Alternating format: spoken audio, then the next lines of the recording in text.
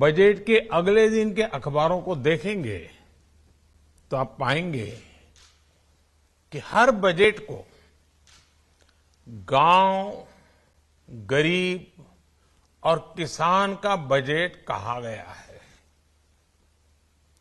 2014 में कृषि बजट 25,000 करोड़ रुपए से भी कम था हमारे आने से पहले। 25,000 करोड़। आज देश का कृषि बजट बढ़कर 1,25,000 करोड़ रुपए से भी ज्यादा हो गया है। साथियों, आजादी के बाद लंबे समय तक हमारा कृषि क्षेत्र अभाव के दबाव में रहा। हम अपनी खाद्य सुरक्षा के लिए दुनिया पर निर्भर थे, लेकिन हमारे किसानों ने हमें न सिर्फ आत्मनिर्भर बनाया, बल्कि आज उनकी वजह से हम निर्यात करने में भी सक्षम हो गए हैं। आज भारत कई तरह के कृषि उत्पादों को निर्यात कर रहा है। हमने घरेलू और अंतर्राष्ट्रीय बाजारों तक किसानों की पहुंच को आसान बनाया है, लेकिन हमें ये भी ध्यान रखना है कि बात चाहे आत्मनिर्भरता की हो या निर्यात की, हमारा लक्ष्य सिर्फ चावल, गेहूं तक ही सीमित नहीं रहना चाहिए। उदाहरण के लिए 21-22 में दलहन के आयात पर 17,000 करोड़ रुपए खर्च करने पड़े। वैल्यू एडेड फूड प्रोडक्ट्स के आयात पर 25,000 करोड़ रुपए खर्च हुए। इसी तरह 21-22 में खाद्य तेलों के आयात पर 1.5 लाख करोड़ रुपया खर्च हुए। सिर्फ इतनी ही चीजों के आयात पर करीब 2 लाख करोड़ रुपए खर्च हो गए। मतलब इतना पैसा देश के बाहर चला गया। ये पैसा हमारे किसानों के पास पहुंच सकता है अगर हम इन कृषि उत्पादों के क्षेत्र में भी आत्मनिर्भर बन जाएं। पिछले कुछ वर्षों से लगातार बजट में इन सेक्टर्स को आगे बढ़ाने वाले फैसले किए जा रहे हैं। हमने एमएसपी में बढ़ोतरी की, दलहन उत्पादन को बढ़ावा दिया, फूड प्रोसेसिंग करने वाले फूड पार्कों की संख्या बढ़ाई गई, साथ ही खाद्य तेल के मामले में पूरी तरह आत्मनिर्भर होने के लिए मिशन मोड में काम चल रहा है। साथियों, जब तक हम एग्रीकल्चर सेक्टर से जुड़ी चुनौतियों को दूर नहीं कर लेते, संपूर्ण विकास का लक्ष्य हासिल नहीं हो सकता। आज भारत के कई सेक्टर्स तेजी से आगे बढ़ रहे हैं। हमारे ऊर्जावान युवा बढ़ चढ़ करके उसमें हिस्सा भी ले रहे हैं, लेकिन एग्रीकल्चर में उनकी भागीदारी कम है, जबकि वो भी इसके महत्व और इसमें आगे बढ़ने की संभावनाओं के बारे में जानते हैं। प्राइवेट इनोवेशन और इन्वेस्टमेंट इस सेक्टर से दूरी बनाए हुए हैं। इस खाली जगह को भरने के लिए इस साल के बजट में कई तरह के ऐलान किए गए हैं।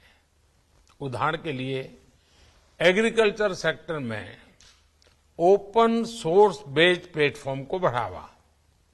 हमने डिजिटल पब्लिक इंफ्रास्ट्रक्चर को ओपन सोर्स प्लेटफॉर्म की तरह सामने रखा है।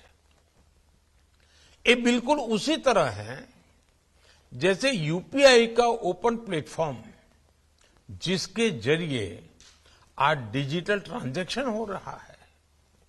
आज जैसे डिजिटल ट्रांजैक्शन में क्रांति हो रही है, उसी तरह एग्रीटेक डोमेन में भी इन्वेस्टमेंट और इनोवेशन की अपार संभावनाएं बन रही है।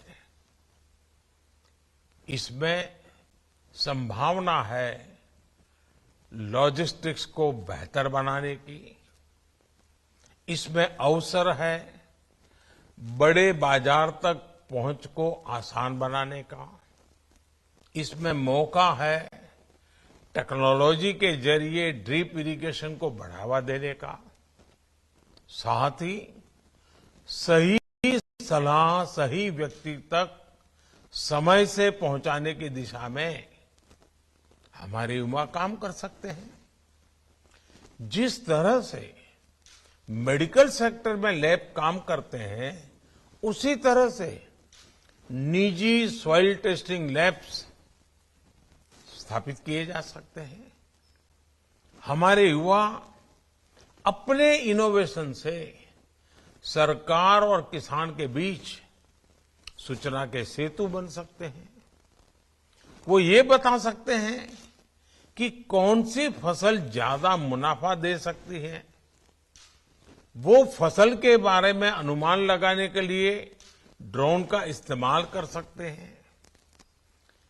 वो पॉलिसी मेकिंग में मदद कर सकते हैं।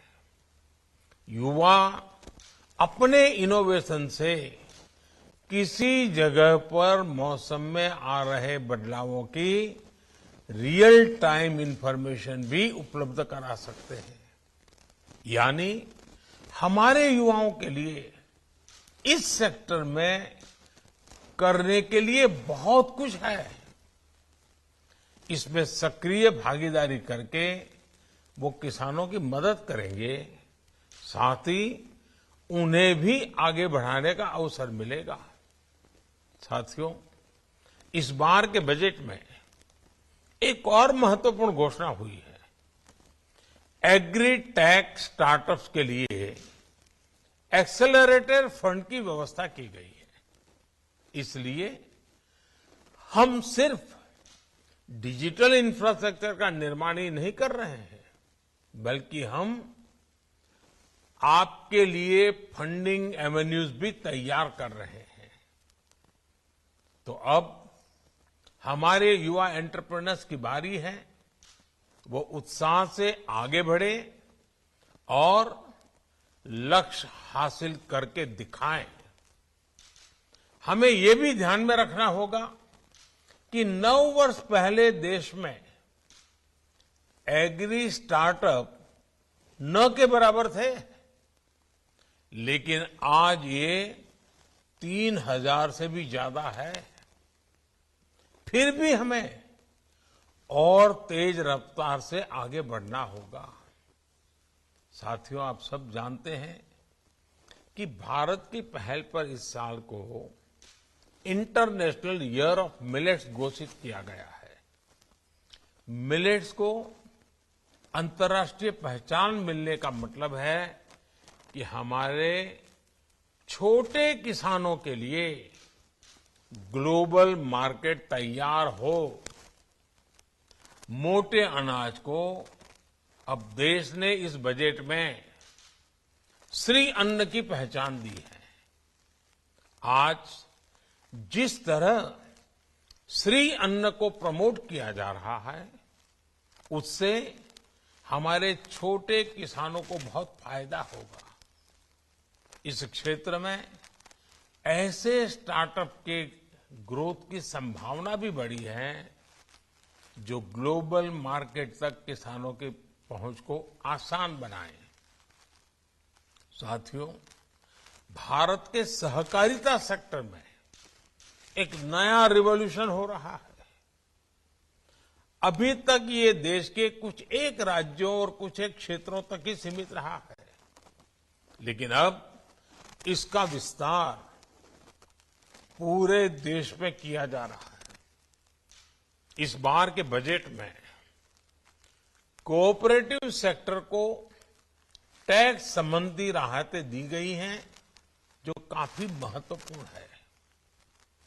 और अब तो हमने कोऑपरेटिव मंत्रालय ही अलग बना दिया है।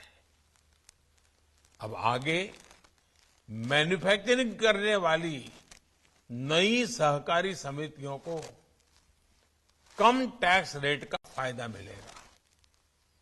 सहकारी समितियों द्वारा 3 करोड़ रुपए तक की नगद निकासी पर टीडीएस नहीं लगेगा।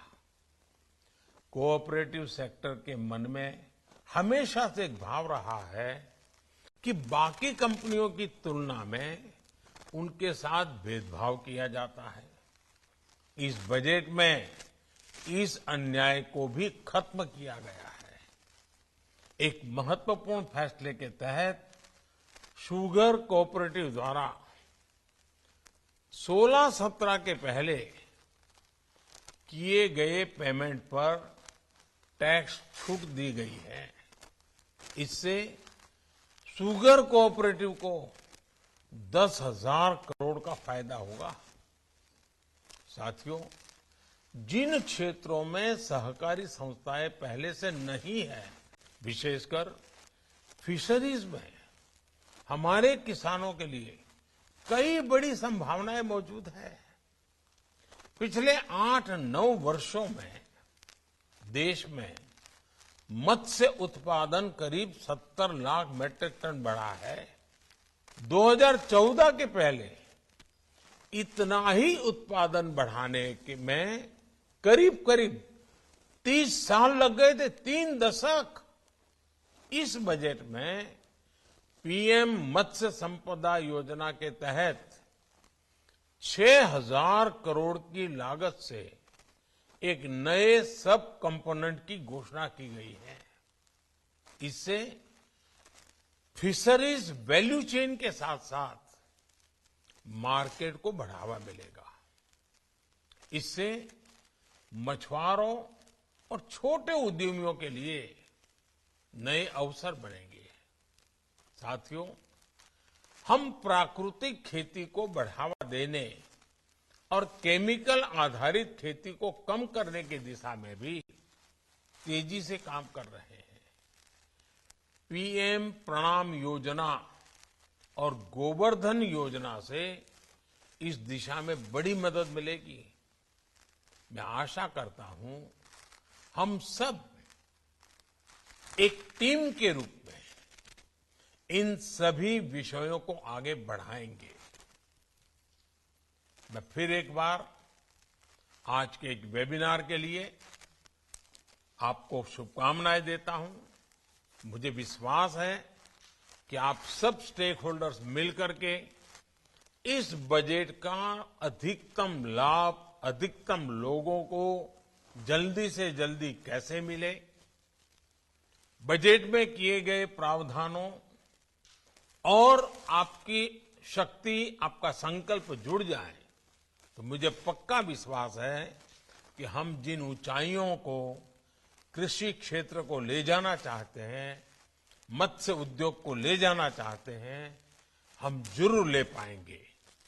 आप बहुत गहराई से चिंतन कीजिए, मौलिक विचारों का योगदान दीजिए, रोडमैप बनाइए और मुझे पक्का विश्वास है ये वेबिनार 1 साल के लिए पूरा रोडमैप तैयार करने में सफल होगा। बहुत बहुत शुभकामनाएं, बहुत बहुत धन्यवाद।